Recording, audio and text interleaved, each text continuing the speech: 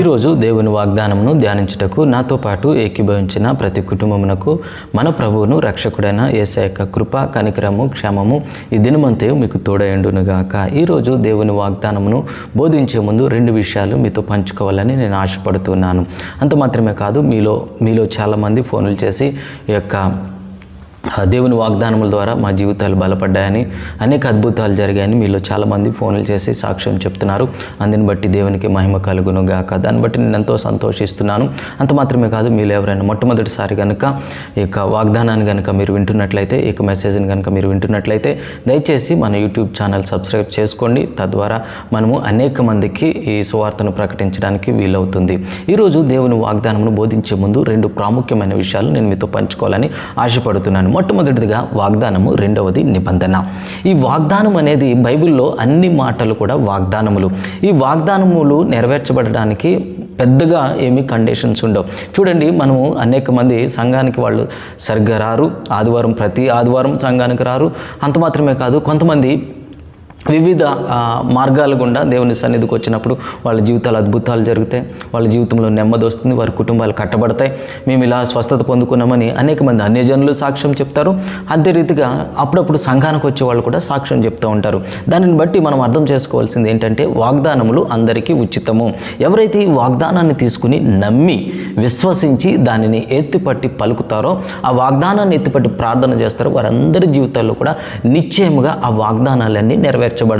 ఎందుకని మనల్ని ప్రశ్నించుకున్నట్లయితే, దేవుని మాటలని వాగ్దానములు, ఆయన నోటి నుంచి వచ్చిన ప్రతి వాగ్దానము ఆమేన్ అని బైబిల్ సెలవిస్తుంది. కనుక నువ్వు ఎలాంటి పరిస్థితుల్లో దేవుని దగ్గరికి వచ్చినా ఆయన కృపామయుడు, కరుణామయుడు. కనుక నీకు ఆ వాగ్దానాన్ని దేని నిమిత్తమైతే నువ్వు వచ్చావో, ఆశపడి ఆయన సన్నిధికి వచ్చావో, ఆ వాగ్దానాన్ని తప్పకుండా నెరవేరుస్తారు. కానీ నిబంధన మాటకి అలా ఉండదు.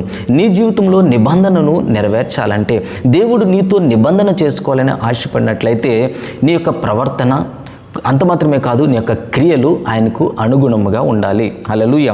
ఎంత ప్రాముఖ్యమైనది నిబంధన. కనుక ప్రియ కుమారుడ, కుమార్తె, ఈరోజు నువ్వు క్రైస్తవ కుటుంబంలో పుట్టి యేసును సొంత రక్షకుడిగా అంగీకరించావంటే నీ తల్లిదండ్రులు, నీ పితరులతో దేవుడు చేసుకున్న ఆ గొప్ప నిబంధన. హల్లెలూయా. కనుక ఈ నిబంధన మనమందరం పొందుకోవాలి. ఈరోజు క్రైస్తవ సంఘాల్లో ఏది లోపించిందంటే, వాగ్దానాలు చాలా మెండుగా ఉన్నాయి, కానీ నిబంధన మట్టికి చాలామంది క్రైస్తవులు పొందుకోలేకపోతున్నారు. మనం కనుక బైబిల్ గ్రంథాన్ని కనుక మనం చాలా ధ్యానించినట్లయితే, యేసు ప్రభు వారి రక్తమును బట్టి తండ్రి అయిన దేవుడు ప్రజలందరితో ఒక నిబంధన చేసుకున్నారు. ఇదిగో, ఎవరైతే యేసయ్యను సొంత రక్షకుడిగా అంగీకరిస్తారో వారు మాత్రమే పరలోక రాజ్యమునకు వారసులు, నా ఎదుటికి వస్తారు, యుగయుగములు నాతో సహవాసం చేస్తారు, నాతో జీవిస్తారని తండ్రి అయిన దేవుడు మనకు యేసయ్య యొక్క మరణము, పునరుద్ధానం ద్వారా మనతో భూమి మీద ఉన్న ఇంకా రాబో బిడ్డలైనా కావచ్చు, రాబో తరమైన కావచ్చు, మన ముందు తరమైన కావచ్చు, అందరి తరాలతో ఒక నిబంధన చేసుకున్నారు తండ్రి అయిన దేవుడు.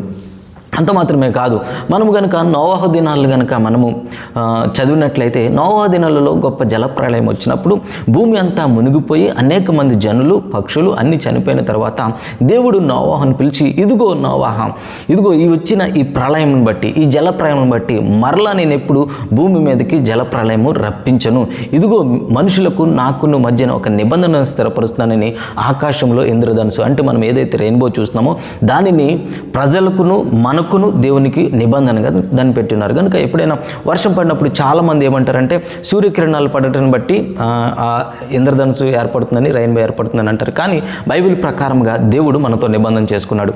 ఎప్పుడైతే ఆకాశ తూములను తెరిచి ఈ భూమిని అంతటిని దేవుడు, సర్వోన్నతమైన దేవుడు పాపము నిండుటను బట్టి దానిని తుడిచివేశాడు, అక్రమైన ప్రజలను తుడిచివేశాడు, ఇంకా నేను ఎప్పటికీ అలా చేయనని దేవుడు సెలవిచ్చాడు. అందుకనే ఈరోజు అక్రమము విస్తరించినా కానీ దేవుడు ఎందుకు మౌనంగా ఉన్నారంటే, మనతో ఆయన ఒక నిబంధన చేసుకున్నారు. ఇది మొదలుకు నేను ప్రజలకు ఎటువంటి హాని చేయనని. కనుక అదొక నిబంధన.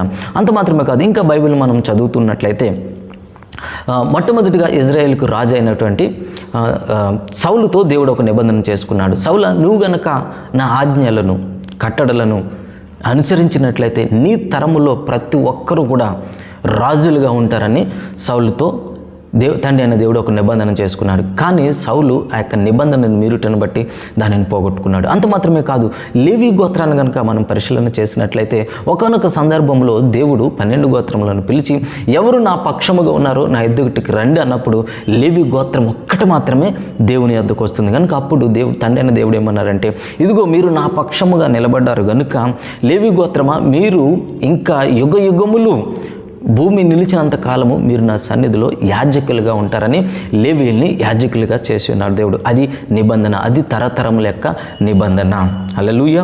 కనుక నీతో కూడా దేవుడు ఏదైనా నిబంధన చేశాడంటే అది క్షణమాత్రం కాదు, అది తరతరములు, నీ తరములన్నిటికీ ఆయన నిబంధన చేసుకుంటారు. అంత మాత్రమే కాదు, మనము ఏలి అనే దైవజనుని చూసినట్లయితే ఏలి అనే దైవజనుడితో దేవుడు మాట్లాడుతూ, ఏలి, నువ్వు గనక నీ బిడ్డల యొక్క జీవితాలను సరిచేసి నాకు నా యందు భయభక్తులు కలిగి జీవించినట్లయితే నీ తరమును నేను కడతానన్నప్పుడు ఏలి కానీ వారి బిడ్డలు కానీ దేవుని మాటను వినరు. కనుక ఏలి సంతానమంతా, తన తరములంతా దేవునితో ఉన్న నిబంధనను పోగొట్టుకున్నారు. అంత మాత్రమే కాదు, దావీదును గనక మనం పరిశీలన చేసినట్లయితే దావీదుతో దేవుడు ఒక నిబంధన చేసుకున్నారు. 2వ సమూయేలు గ్రంథం 7వ అధ్యాయం 11, 12, 13 వచనాలు చదివితే దేవుడు దావీదుతో చేసుకునే యొక్క నిబంధన గురించి మనము తెలుసుకుంటాం. అక్కడ నేను ఒక మాట చదివి మీకు వివరించాలని ఆశపడుతున్నాను. 2వ సమూయేలు గ్రంథం 7వ అధ్యాయము 13వ వచనం, అతని రాజ్యమును నేను నిత్యముగా స్థిరపరిచెదను. ఇంగ్లీష్ బైబిల్లో చదువుదాం. And I will establish the throne of his kingdom for ever. Hallelujah. దేవుడు గనక నీతో గనక ఒక నిబంధన చేసుకున్నాడంటే అది నీతో అంతరించదు. నీ తరములు ఎన్ని తరాలైతే నీ నుంచి వస్తాయో అన్ని తరాలకు కూడా తన నిబంధనను స్థిరపరుస్తాడు. హల్లెలూయా. అంత గొప్ప దేవుడు మన దేవుడు అండి. దావీదుతో ఒక నిబంధన చేసుకున్నాడు. దావీదు, నువ్వు నా యందు భయభక్తులు కలిగి ఉన్నావు, నా గురించి ఆలోచిస్తున్నావు, మందిరం గురించి ఆలోచిస్తున్నావు, ఎంత నా ఎడల ఆసక్తి కలిగి ఉన్నావు కనుక ఇదిగో నీ తరములన్నిటిలో ఒక్కడు పుడతాడు, వాళ్ళందరూ కూడా రాజులుగా ఉంటారని. హల్లెలూయా. అందుకని మనం యేసు యొక్క జీవితాన్ని కనుక మనం పరిశీలన చేసినట్లయితే ఆయన యూదా గోత్రం నుంచి, దావీదు వంశం నుంచి ఆయన వచ్చినారు. హల్లెలూయా.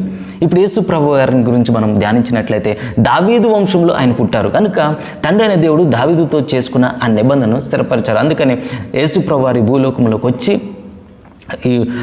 ఇక్కడ మరణించి తిరిగి లేచి పునరుద్ధానుడై పరలోక రాజ్యంలో కూర్చుని యుగ యుగములు ఈ భూలోకం అంతటికి ఆయన రాజుగా ఉన్నారు. ఆయన నిబంధనను స్థిరపరిచారు. ఎందుకు దావీదు విషయంలో దేవుడు ఆ నిబంధన స్థిరపరిచారంటే దావీదు దేవుని హృదయానుసారుడు. ఎందుకంటే దేవుడు ఏ రీతిగా అయితే ఆలోచిస్తున్నాడో, ఏ రీతిగా అయితే పరిశుద్ధతగా ఉండాలనుకుంటున్నారో, ఏ రీతిగా అయితే తన తప్పుల విషయమై పశ్చాత్తాపడాలని మనుషులను కోరుకుంటున్నాడో అన్ని గుణాలు కూడా దావీదులో ఉన్నాయి కనుక దావీదుతో నిత్య నిబంధన చేసుకున్నారు. కనుక దావీదు ఆ నిబంధనను నిలబెట్టుకున్నాడు. కనుక ప్రియ కుమారుడు కుమార్తె, ఉదయకాల సమయం ఈ వాగ్దానం వింటున్న నీవు కూడా దేవునితో ఒక నిబంధన చేసుకోవాలి. చూడండి ప్రియులారా, మీలో వివాహమైన వాళ్ళు కావచ్చు, లేదంటే యవనస్తులు ఉండొచ్చు, ముసలి వాళ్ళు ఉండొచ్చు, మీతో ఒక మాట నేను చెప్పాలని ఆశపడుతున్నాను. మీరు దేవునితో నిబంధన చేసుకోవాలి.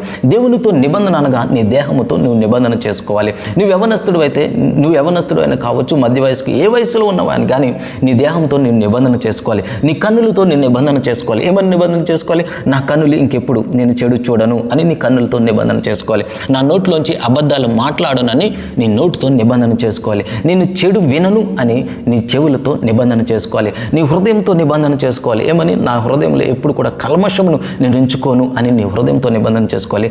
నీ దేహముతో నిబంధన చేసుకోవాలి. నా దేహము ద్వారా దేవునికి అవిధేయమైన కార్యాలు చేయను, నా భార్యను మోసగించను, నా భర్తను మోసగించను, నా బిడ్డలను మోసగించనని నీ దేహంతో కూడా నువ్వు నిబంధన చేసుకోవాలి. హల్లెలూయా.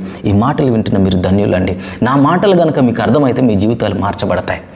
ఆమేన్. ఈ మాటలు మీరు జాగ్రత్తగా వినాలి.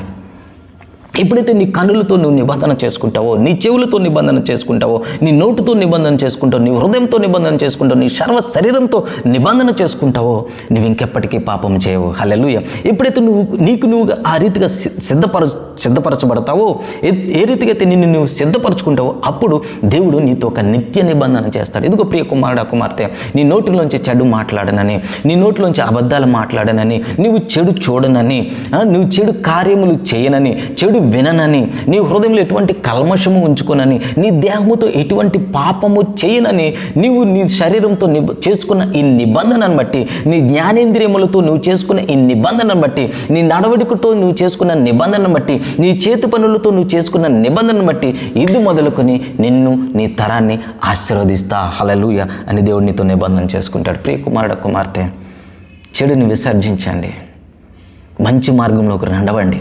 అంత మాత్రమే కాదు, నీ దేహంతో నిబంధన చేసుకో. తద్వారా నీవు ఆశీర్వదించబడమే కాదు, దావీదు ఆశీర్వదించబడమే కాదు, దావీదు కుమారుడని సాక్షాత్తు యేసయ్య ఏ రీతిగా అయితే పిలువబడ్డాడో ఆ రీతిగా నిన్ను కూడా దేవుడు పిలుస్తాడు. నా కుమారుడా, నీ పేరు ఏదైనా కావచ్చు, నీతో ఆయన నిబంధన చేసుకుంటాడు. నీవు ఏ కులానికైనా ఏ మతానికైనా సంబంధించిన వాడు కావచ్చు, కానీ ఎప్పుడైతే నీ దేహంతో యేసుక్రీస్తు నామన నిబంధన చేసుకుంటావో, ఆ నిబంధన ప్రకారం నడుచుకుంటావో, తద్వారా నీ తరము కట్టబడుతుంది.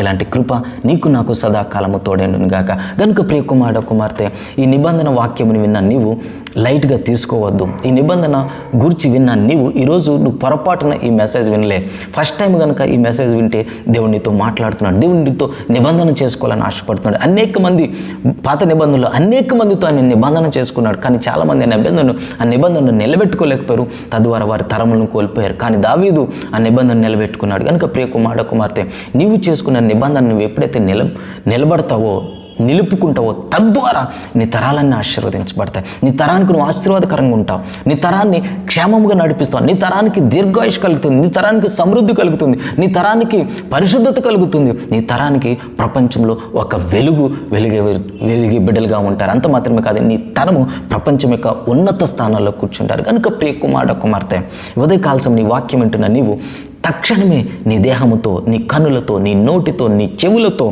నీ అవయవములతో, నీ హృదయముతో, నీ జ్ఞానేంద్రియములతో నిబంధన చేసుకో. ప్రభువా, ఇది మొదలుకొని నీవేదైతే నాకు ఆజ్ఞాపించావో, ఏ మాటలైతే నువ్వు బోధించావో, ఏ ప్రేమనైతే నువ్వు నాకు కనపరచావో, వీటన్నిటితో నేను నడుచుకుంటాను ప్రభువా అని నీ దేహంతో, నీ జీవితంతో ఎప్పుడైతే నిబంధన చేసుకుంటావో, తద్వారా నీ తరములు కట్టబడుతుంది. ఎంతకంటే గొప్ప రహస్యం ఏముందండి ప్రియ కుమార్తె. కనుక నామమాత్రమైన క్రైస్తవ జీవితం జీవించింది చాలు.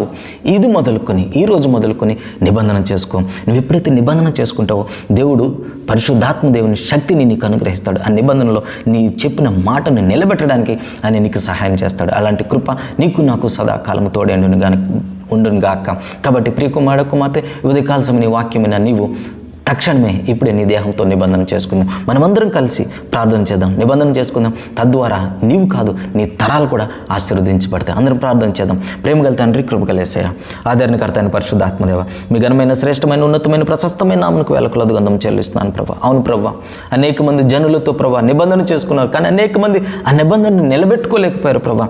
కానీ దావీదుతో ఒక నిబంధన చేశాను, నిత్య నిబంధన చేసి ఉన్నారు. దావీదా, ఇదిగో ఇది మొదలుకొని నీ రాజ్యముని స్థిరపరుస్తా, ఇది మొదలుకొని నీ సింహాసనమును స్థిరపరుస్తా, ఇది మొదలుకొని నీ తరములన్నిటిని ఆశీర్వదిస్తానని వాగ్దానం చేసి నిబంధన చేసిన దేవా, ఇదిగో నాయన ఈ రాత్రి నాయన ఉదయకాల సమయన నేను మీతో నిబంధన చేసుకుంటున్నాం ప్రభా, మీ వాక్యంతో నిబంధన చేసుకుంటున్నాం ప్రభా. మా కనులతో ఎటువంటి పాపము చూడకుందము గాక, చెడును చూడకుందము గాక. అటు రీతిగా మా కనులతో నిబంధన చేసుకుంటున్నాం ప్రభా, మా చెవులతో నిబంధన చేసుకుంటున్నాం. చెడును వినకుండా మా చెవులతో నిబంధన చేసుకుంటున్నాం ప్రభువా.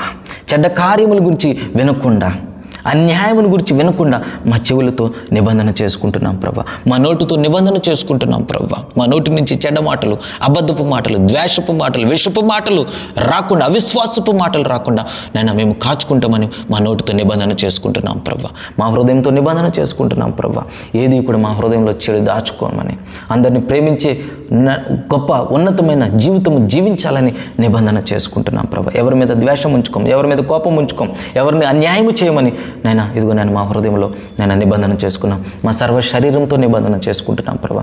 ఈ సర్వ శరీరం బట్టి నిన్ను మహిమపరచుదుము గాక, నీకు అనుకూలమైన జీవితమును జీవించుదుము గాక. అటు రీతిగా మేము నిబంధన చేసుకున్నాం ప్రభా. కనుక ఇది మొదలుకొని మేము మా తరములు కట్టబడును గాక, ఇది మొదలుకొని మేము మా తరములు దీవించబడదుము గాక. అలాంటి కృపను మాకు అనుగ్రహించి, దావీదునకు చూపిన ఆ శాశ్వతమైన కృపను మాకును కూడా మీరు అనుగ్రహించినందుకు వందనం చెల్లిస్తూ యేసుక్రీస్తు నామమున మా మనవులన్నీ అడిగి పొందుకున్నాం తండ్రి.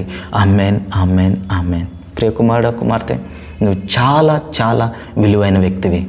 అంత మాత్రమే కాదు, ఈ దినం నుంచి ఈ నిబంధన ప్రార్థనలో ఏకీభవించిన నీవు ఒక ప్రత్యేకమైన వ్యక్తివి. ఇది మొదలుకొని ఈ నిబంధన చేసుకుంటున్న బట్టి నీవు, నీ బిడ్డలు, నీ మనవళ్ళు, నీ మునురాను ఏ తరమైతే వస్తుందో వారందరూ దీవించబడుదురుగాక.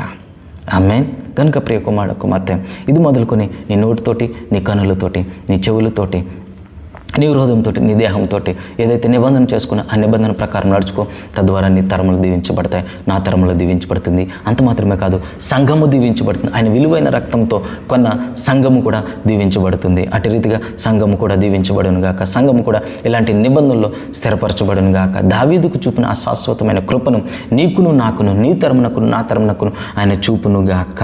నీ తరంలోంచి నా తరంలోంచి దీర్ఘాయుష్మంతులు బయటకు వచ్చుదురు గాక. నీ తరంలోంచి నా తరంలోంచి రాజులు, యాజకులు లేచుదురుగాక. ఈ భూమిని పరిపాలించే గొప్ప నాయకులు లేచుదురుగాక. ఆయన ప్రభావమును గురించి, ఆయన రాజ్యమును గురించి బోధించే గొప్ప ప్రసంగికులు, గొప్ప ప్రవక్తలు, గొప్ప అపోస్తులు నీ తరం నుంచి నా తరం నుంచి లేపబడుదురుగాక. నీ కుటుంబంలోంచి నా కుటుంబంలోంచి లేపబడుదురుగాక. ఇది మొదలుకొని నీకు నాకు దీర్ఘాయుష్ కలుగునుగాక. బయటికి వెళ్తున్న మనం, లోపలికి వస్తున్న మనం క్షేమంగా వెళ్ళి వచ్చుదుముగాక. ఆకస్మిక మరణం లాగిపోవునుగాక. అప్పులను జయించుదుముగాక. దేవుడు మనల్ని దీవించునుగాక. అందరికీ వందనాలు. షాలోం.